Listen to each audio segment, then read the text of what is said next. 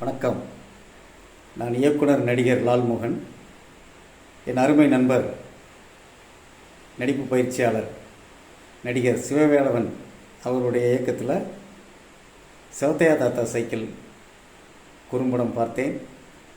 நல்ல ஒரு அருமையான படம். ஒரு சிறுவனுடைய சைக்கிள் கனவு எப்படி ஒரு சாதனையாக மாறுகிறது என்பதை அழகாக சித்தரிச்சிருக்கிறாரு. அதில் குறிப்பாக கரிகாலனுடைய நடிப்பு எனக்கு ரொம்ப பிடிச்சிருந்தது.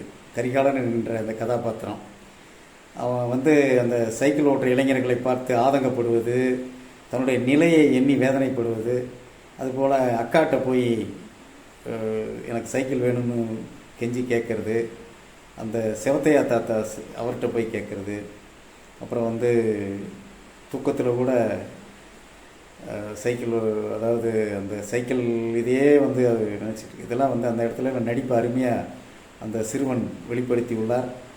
அதுபோல் அவருடைய அக்கா கதாபாத்திரம் நல்ல ஒரு சப்போர்ட்டிங் ஒரு கேரக்டர் நல்லா பண்ணியிருக்காங்க. அதுபோல் செவத்தையா தாத்தா அவருடைய நடிப்பு நல்லா இருக்குது.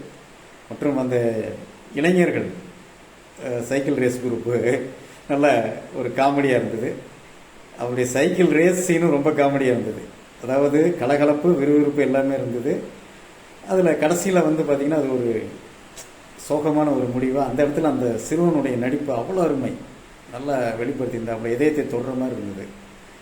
ஸோ கடைசி காட்சியில் அந்த செவத்தையா தாத்தா இல்லைங்கிறத சிம்பலிக்க காட்டியிருக்காங்க.